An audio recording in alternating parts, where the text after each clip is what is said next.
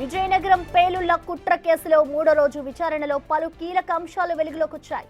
Siraj, సమీర్లను NIA అధికారులు సుదీర్ఘంగా విచారణ చేసి స్టేట్మెంట్ రికార్డ్ చేశారు.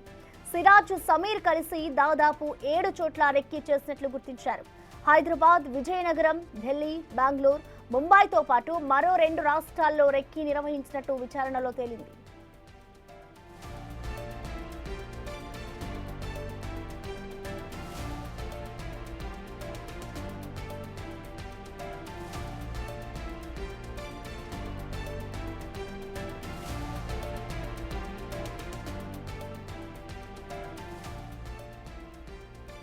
దీనిపై మోర్ డీటెయిల్స్ ని మా ప్రతినిధి శివశంకర్ అందిస్తారు లైవ్ ద్వారా. శివశంకర్, చెప్పండి, ఇప్పటికే చూసుకుంటే సిరాజ్ అలాగే సమీర్ ఇద్దరిని కూడా ఇటు 3 రోజుల నుంచి కూడా అధికారులు విచారణ చేస్తున్నారు. సో నిన్న జరిగిన విచారణలో ఎలాంటి విషయాలు బయటకు వచ్చాయి, డీటెయిల్స్ ఏ విధంగా ఉన్నాయి? ప్రసన్న, సుదీర్ఘ విచారణ అయితే సాగుతుంటే సిరాజ్, సమీర్లకు సంబంధించి ఎన్ఐఏ అధికారులు ఉదయం 10 నుంచి రాత్రి 10 వరకు సుదీర్ఘంగా విచారిస్తున్న పరిస్థితి ఉంది. ఇప్పటికే 3 రోజుల విచారణ పూర్తి చేశారు. 4వ రోజు విచారణ మరి కాసేపట్లో ప్రారంభమయ్యే అవకాశం అయితే మనకు కనిపిస్తూ ఉంది. అయితే అనేకమైనటువంటి కీలక అంశాలు అయితే వెలుగులోకి వచ్చాయని చెప్పుకోవచ్చు. ముఖ్యంగా మనం చూసుకుంటే దేశంలో 7 ప్రాంతాల్లో వీరిద్దరు కూడా రెక్కీ నిర్వహించడం తెలుస్తోంది. అయితే ఈ యొక్క అహీం ఏదైతే సంస్థ ఏదైతే ఉందో దీనికి అధినేత కూడా సిరాజ్ అనేటటువంటి కీలక అంశాన్ని కూడా ఎన్ఐఏ అధికారులు తేల్చినట్లయితే మనకు తెలుస్తూ ఉంది. మరోపక్క మనం చూసుకుంటే 19 నుంచి 20 సంవత్సరాల వయసు గల పిల్లల్ని స్లీపర్ సెల్స్గా వీరు మారుస్తున్నారు.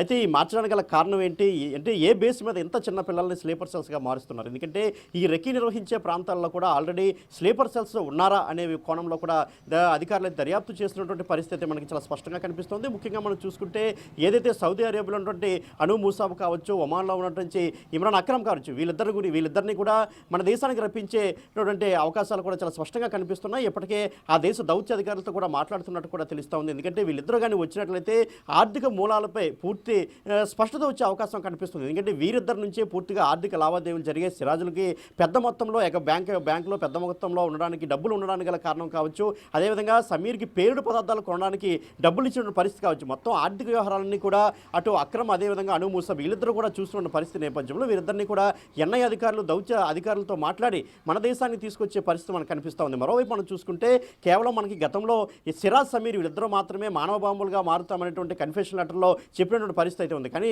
ప్రస్తుతం మనం చూసుకున్నట్లయితే సుమారు 20 మందిని మానవ బాంబులుగా మార్చడానికి అయితే వీళ్ళిద్దరూ కూడా ప్రయత్నించినట్లు కూడా మనకి చాలా స్పష్టంగా తెలుస్తున్న పరిస్థితి. మరోవైపు మనం చూసుకుంటే అటు కుటుంబ సభ్యుల యొక్క స్టేట్మెంట్ సైతం ఎన్ఐఏ అధికారులు రికార్డు చేసుకుంటున్నారు. అదేవిధంగా ఈయన అంటే సిరాజ్ కోచింగ్ వెళ్ళిన తర్వాత ఎవరెవరిని కలిశాడు, కోచింగ్లో కూడా ఎవరినైనా ప్రభావితం చేశాడనే విషయాలపై కూడా అటు రెక్కీ స్పష్టత వచ్చే అవకాశం చాలా స్పష్టంగా కనిపిస్తోంది. మరోవైపు మనం చూసుకుంటే సమీర్ ఎందుకంటే సమీర్ కూడా చాలా కీలకమైన వ్యక్తిగా మనకు కనిపిస్తుంది. ఎందుకంటే సమీరే సిరాజ్ని ఉగ్ర భావజాలంలోకి తీసుకెళ్లాడు కాబట్టి అసలు సమీర్ని ఎవరు ఈ ఉగ్ర భావజాలం వైపు లాగారు, ఎవరెవరు సమీర్ వెనక ఎవరెవరు ఉన్నారు? ఎందుకంటే సమీర్ కూడా చాలా కీలకంగా ఉన్నటువంటి పరిస్థితి. ఎందుకంటే సిరాజ్ అహీం సంస్థని ఏర్పాటు చేశాడు, దానికి అధినేతగా ఉన్నాడు, అనేక మందిని ఇప్పటికే కలిశాడు. అంతా కూడా మనకి ఇప్పటికే ఎన్ఐఏ అధికారులు తేల్చినటువంటి విషయం. కానీ సమీర్ నుంచి కూడా ఎలాంటి ఆధారాలు కూడా ఇంతవరకు బయటికి రావట్లేదు. సమీర్ కూడా విచారణకు పూర్తిగా సహకరించినటువంటి పరిస్థితి. మొదట్లో సిరాజ్ కాస్త విచారణకు సహకరించకపోయినా కానీ తర్వాత మెల్లమెల్లగా కొన్ని ఇండికేషన్స్ ఇస్తున్న పరిస్థితి అయితే ఉంది. కానీ సమీర్ మాత్రం పూర్తి స్థాయిలో చాలా సైలెంట్గా ఉంటున్నాడు. విచారణకు పూర్తిగా అసలు ఎట్టి పరిస్థితులు కూడా సహకరించిన పరిస్థితి అయితే ఉంది. సమీర్ కనుక నోరు విప్పితే అనేక కీలక అంశాలు బయటకు వస్తాయి. ఎందుకంటే సిరాజ్ కేవలం అహీం సంస్థని ఏర్పాటు చేయడం, కొంతమందితో పరిచయాలు మాత్రమే ఉన్నాయి. కానీ సమీర్ మాత్రం చాలా కీలకంగా ఉన్నాడు. ఎందుకంటే అహీం సంస్థ వెనకాతల, సిరాజ్ వెనకాతల అంతకుముందు కూడా ఈ యొక్క సమీర్ అయితే పనిచేసిన పరిస్థితి అయితే ఉంది. మరోవైపు మనం చూసుకుంటే సిరాజ్కి ఎవరైతే మనకి హైదరాబాద్లో ఉన్నప్పుడు సహకరించిన వ్యక్తి రిటైర్డ్ రెవెన్యూ అధికారిగా తెలుస్తుంది. ఆ రిటైర్డ్ రెవెన్యూ అధికారి ఎవరనే విషయంపై ఇప్పటికే అనేక కోణాల్లో కూడా దర్యాప్తు చేస్తున్న పరిస్థితి ఉంది. మన 4వ రోజు విచారణలో కూడా కీలక అంశాలు వెలుగులోకి వచ్చే అవకాశం ఉంది.